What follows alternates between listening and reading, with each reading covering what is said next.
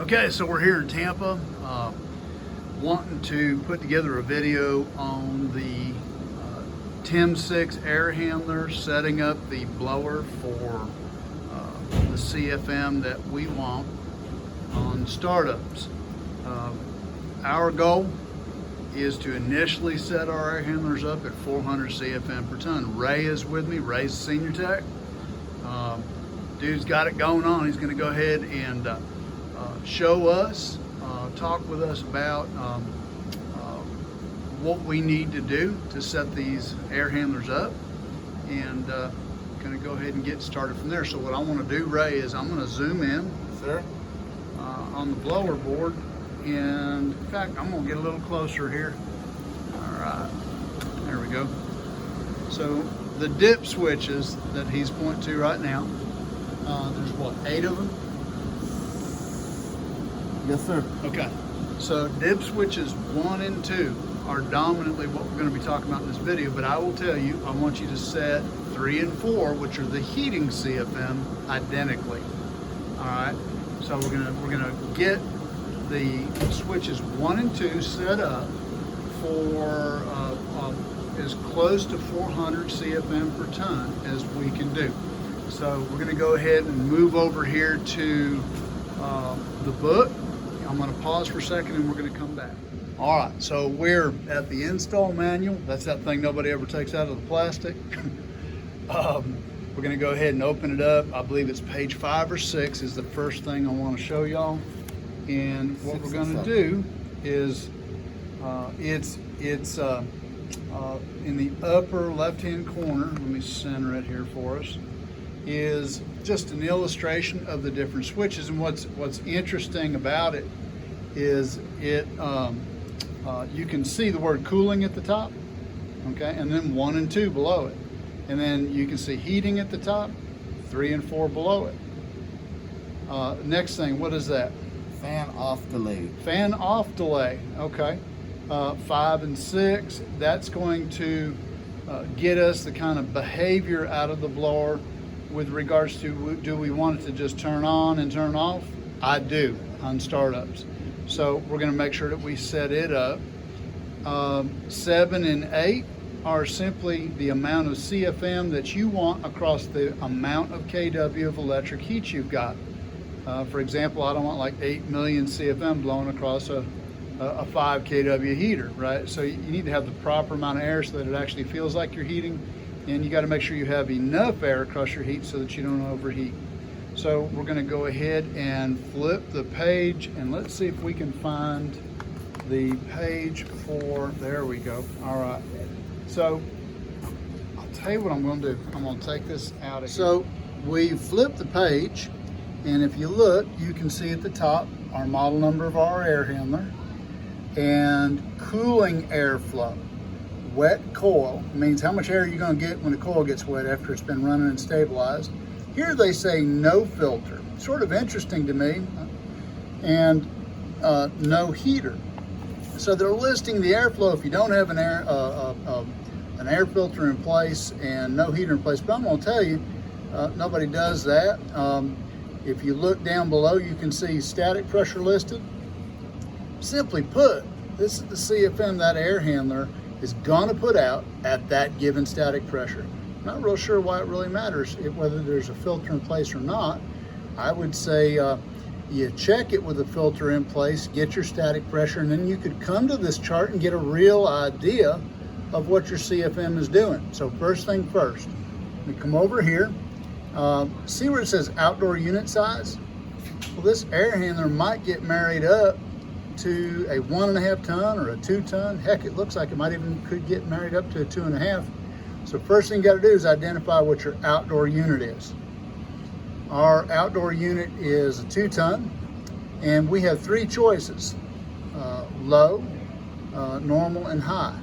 So what this does is it tells us, based on how we set those dip switches, how much CFM we're going to get out of our unit. So basically, you could look at this and say, all right, I want something close to 400 CFM, 390. That's right there next to it. That's nice and close. That means I need to have this blower in the normal position. And if you look at this chart, I'm going to try to bring it in closer. Switches 1 and 2 for normal is off and on. So switch 1 and 2, off and on. We're going to go over to the air handler and make sure we adjust it that way. Okay, so can y'all see switch 1 and 2? What position are those in right now? Off. Off and off. What did we say we wanted it to be in to get 300 and what was that, 90 CFM? Off per ton? and on. Off, which is all the way down, and on for number 2. Bingo. We've set the variable speed air handler up for 390 CFM per ton. Wonderful. Got a 2-ton outdoor condenser. It actually put us around 780 CFM. It was that easy. So if we look at the switches 3 and 4, I'm going to take a look at the book and verify the heating chart, but I want the same CFM. I'm going to bet it's the same setting, but we're going to go to the book and check. Okay, so I want you to look at the 2-ton column for the outdoor unit and come over to the side and look for off under switch 1 and on. Off and on. Okay, so, oh, that's switch 1 and 2. That was cooling, wasn't it? We got to ignore them and go over to heating. So if we want to get that 390 CFM in heating, that's going to be off and on. You see that? It's right under your screwdriver. Look at the low setting where it says 393 CFM, right here. Off and on, yeah. Okay. And we're going to go ahead and set up the switches 3 and 4 off and on. So it is the same setting as the cooling. I just guessed it, but it is. You can see heating for switches 3 and 4 off and on will get you that 393 CFM. Okay, so we're going to go ahead and adjust switches 3 and 4 identically to the cooling. So that's off for 3, on for 4. All right, so we're set up for our heat pump and heating and our heat pump and cooling CFM. Next thing we've got is switches 5 and 6. We're going to go back to the book and look at what those are.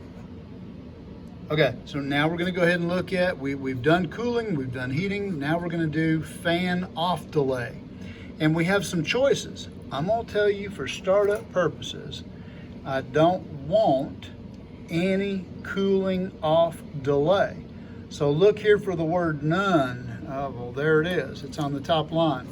Selection off and off is going to give you no delay.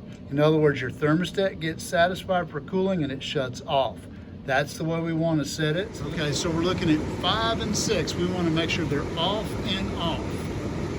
So I want to take a second and just chew on what we were just adjusting, and that was the cooling off delay. When the unit turns off, notice thermostat gets satisfied and outdoor unit shuts off. Great, on that off for the outdoor unit.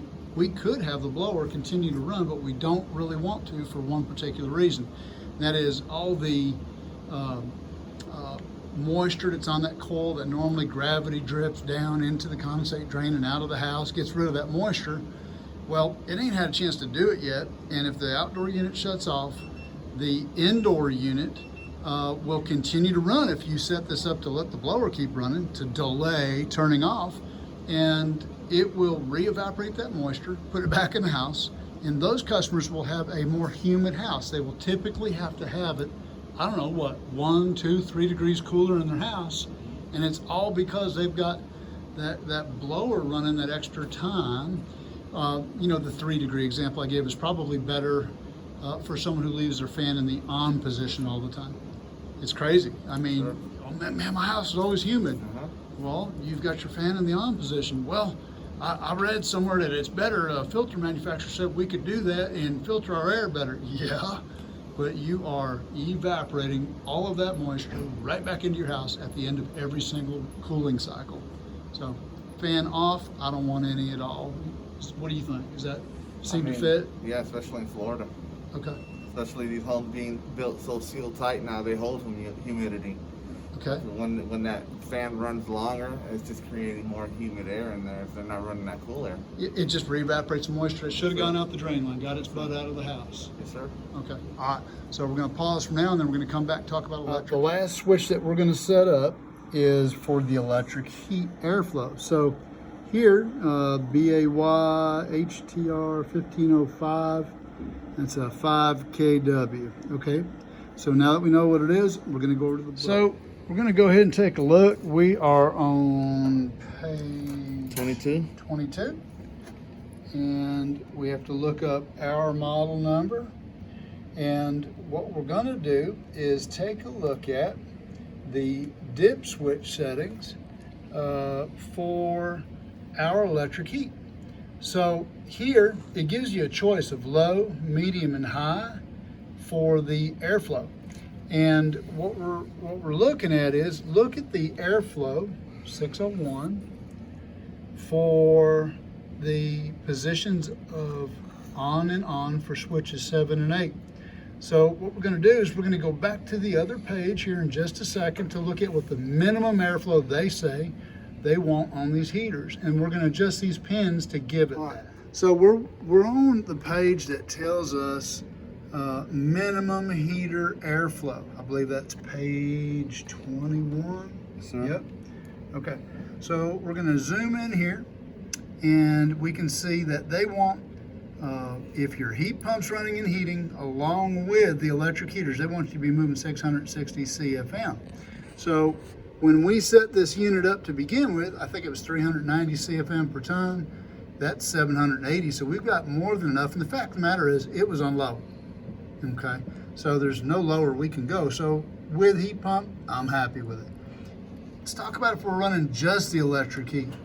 Just the electric heat, they're saying minimum airflow is 600. Minimum airflow means don't you go no lower than this, because you're going to overheat. You're going to start tripping the temperature limit on those heaters. Okay, so are we meeting the 600? I believe we were just a moment ago on that other page. Where was that at? Page 22. Here it says the setting that we chose, low, switch 7 and 8, on and on, was going to get us 601. We're good. That's all we have to do to set these switches up. All right, so we're talking about getting shocked. No fun. Okay, so here we're going to set the switches for the electric heat. We have switches 7 and 8 at the bottom. We're going to turn them, what was it, off and on? On and on. On. Okay, go take a look. On and on. On and on. Okay, so they're both on, and here that was, on and on is going to give us 601 CFM, and that's what we needed for our heater. That's all there is to this, and it's so important that we go through and set this up. My bigger point of this whole video is really the cooling airflow and the heat pump airflow. See y'all.